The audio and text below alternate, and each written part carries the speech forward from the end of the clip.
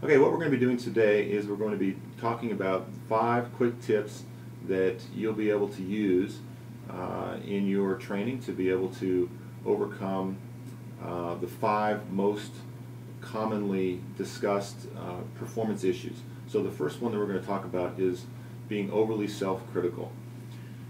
So being self-critical is obviously important for any athlete to be able to be successful. You've got to be able to criticize what you're doing, but then it needs to be constructive, and so you need to be able to take it and be able to learn from it.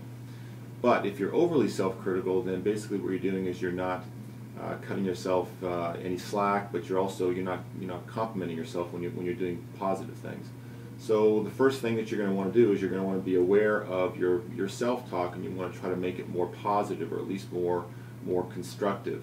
So when you do positive things, then you're going to be complimenting yourself. When you do negative things, you're going to be criticizing, but then it's going to be in a way where you're going to be able to get better as a result. So that's kind of the first part of this thing is to be using positive self-talk more often. The second thing is that you want to be more optimistic, and this is not something where you just say, oh, okay, I'm going to be more optimistic. This is more of a science involved, but at least one way to do it is for you to be focusing on what you control and what you don't control. And many people who are overly self-critical are criticizing themselves unfairly because something's happened and they really didn't have any control over it, and as a result, things didn't go the way that they wanted, and now they're critical. So instead, you recognize what you don't control, let that stuff go, focus on what you do control, right? And then maybe the last part of this one would be to focus in on more process type goals, and that's it's a really important distinction between a process goal and an outcome goal. And an outcome goal is primarily something that you don't control, but it's something much bigger and much further away. And so instead, you're going to focus on the process of how do you get yourself to perform the best that you possibly can, and what things do you really control to be able to make that happen. Okay, so that's the first one, overly self-critical. The second one is pressure. That's a big thing that people would come to a mental trainer and say, I've got so much pressure, I feel so much pressure, and I'm just not performing as a result of that. Okay, and so one thing that we would talk about immediately is, pressure is self-induced, meaning that you're causing the pressure because you're interpreting the situation in such a way which puts the pressure on.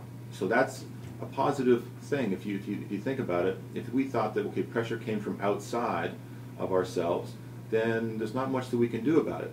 But because pressure is self-induced and it's something that we're creating, we can do something about it. So the first thing you want to do is to understand that pressure often comes from when you focus on things that are out of your control. So there's that controllability issue again. The second one is that you want to be able to get your thoughts into the present. If your thoughts are in the future, then that's going to be creating things like anxiety and pressure. So you want to get yourself into the present, get your thoughts into the present so you can focus on what you want to do. And then maybe the last one I might say would be some stress management. That if you're feeling pressure, that doesn't feel comfortable, and so if you've done pretty well at getting your thoughts where they need to be and you're still feeling some of the effects of pressure, then you can manage that a little bit, and you can do that through breathing. So you can check your breathing, you can check your muscle tension. And one of the most common things that people talk about with regard to stress management has to do with just taking responsibility for the certain things that are happening in your life, and then letting the rest of it go. The things, again, back to controllability, but getting that uncontrollable stuff out of the way and focusing on what you control. So far this controllability issue is something that we've talked about twice now, and we're going to probably talk about it again. Okay, the next part, the next issue that people would come to a mental trainer for would be that they are frustrated. They have maybe an anger, frustration issue, and as a result of that, they might be making bad decisions and maybe forgetting their tactical strategies that they had going in, and because they get frustrated and angry, then they deviate from that, and then they don't perform as well. So the first thing to understand is that frustration and anger comes from the past, or thinking about the past. And so as soon as you can recognize where your thoughts are, then you can move them back into the present again, where you can actually act on something because you can't change the past, right? And so that's part of the reason why people get frustrated. So instead, letting that stuff go, getting your thoughts into the present. And then there's the whole thing about controllability too. And so I guess we can throw that in here as well. And that if you're frustrated about things, you realize there's nothing you can do about the past.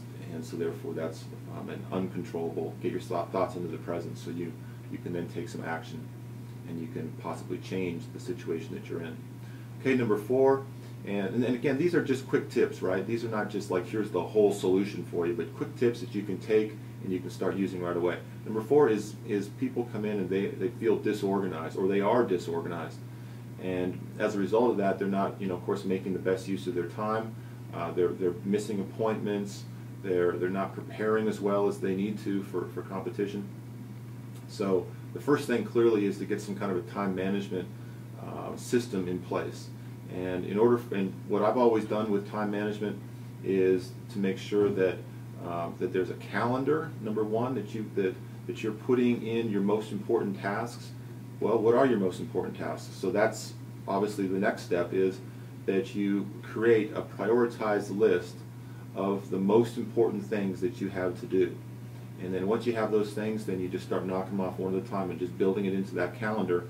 And I would recommend very strongly that you use some kind of an online calendar, and the Google Calendar is a very good one because you can share it with your support team so they can see also what you have going on.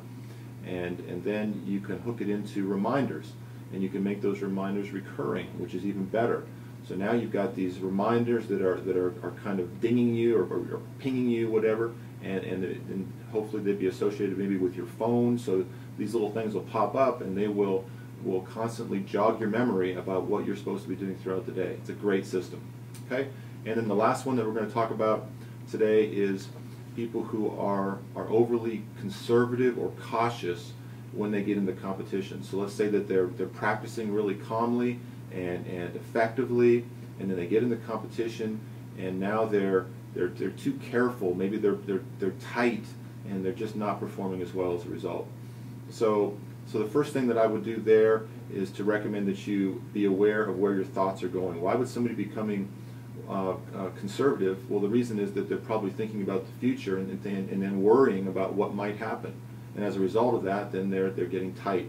So the first thing is to recognize that, get your thoughts back in the present on things that you have control over right now.